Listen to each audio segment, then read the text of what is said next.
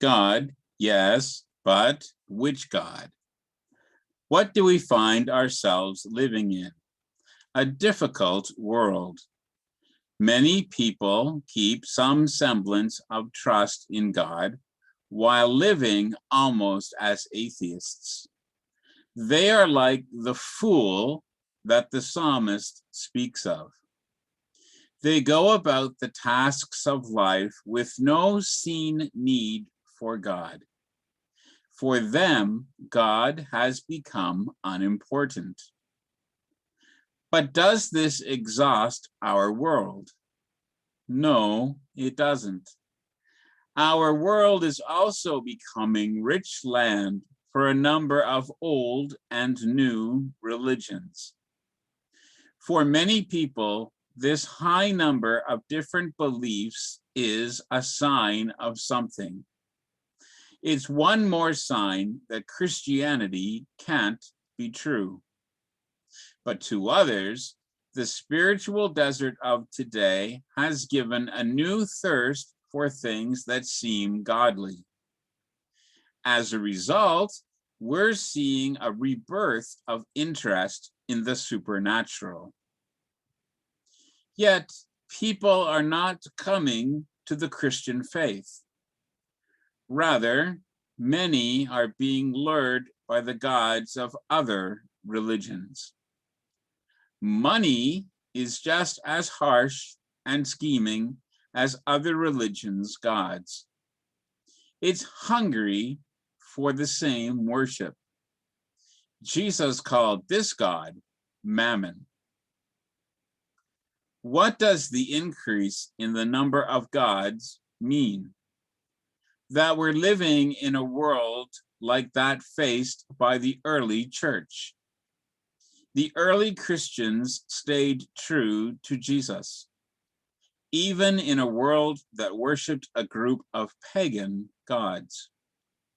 The old Hebrews said that the God of Abraham is the only true God. The early Christians said that the same God, the God of Jesus, is the only true God. The God of Abraham is the God of Jesus. The early church's answer to their world shows us what we should do. Let's set forth Christian belief today. In the old world, what did everybody say?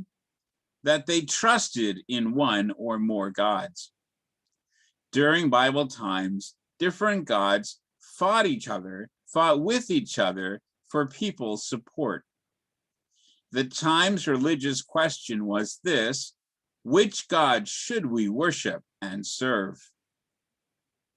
But how could this question be answered? The people of the old Near East trusted something.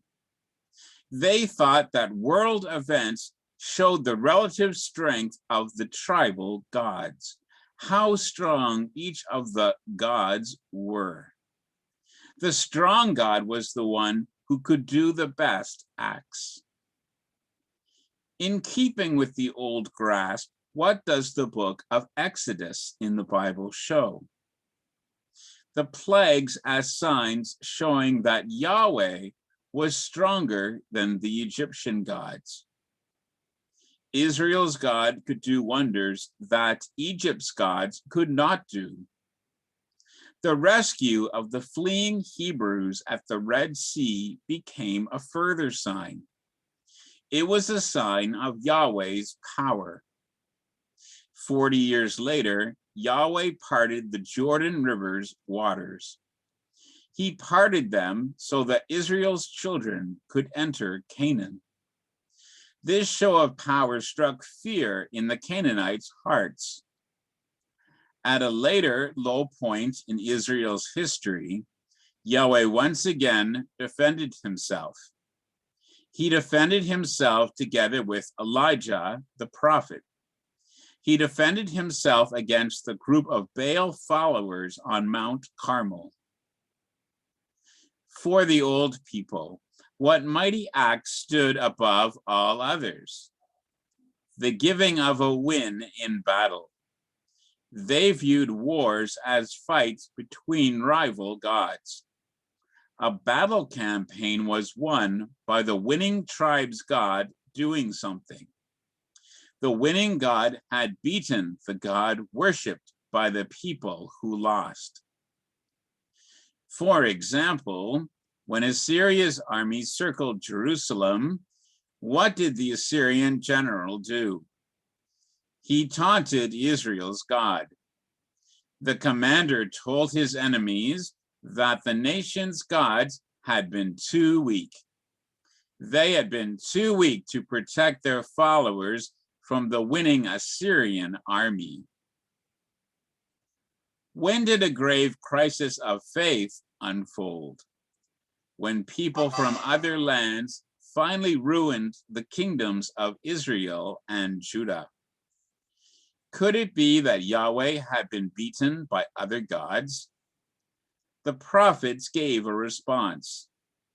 They said that God's people's bondage did not mean that Yahweh was weak.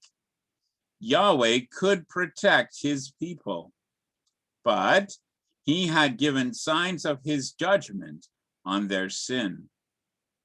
God had let people from other lands take his people into bondage. He did that so that his people might return fully to him. What did the Old Testament prophets know? That Yahweh alone was the true God. But this meant that idol worship was a very bad sin. There's only one God, they said. He alone is to be worshipped. What far-reaching questions did the prophets pose to one another? Is Yahweh merely Israel's tribal God? Is he also the God of all the people? Could the Hebrews alone worship Yahweh? Was their God the one true God?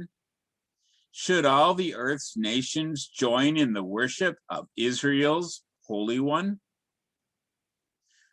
What did the prophet Zechariah point to? The answer. He pointed to a day when all nations would worship in Jerusalem. Zechariah's vision of a church of worshipers from all nations said something. It said that Yahweh's the whole world's God. He's to be worshiped by all the earth's people.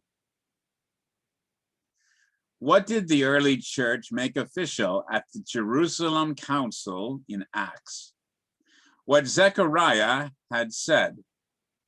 They said that Gentiles don't need to become Jews in order to join the church. Through Jesus, we know that there's only one God, who's God over all.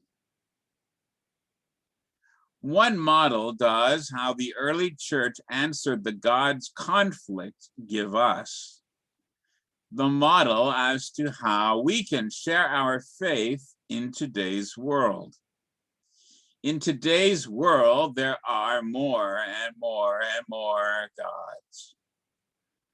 What does their model, the early church, remind us of?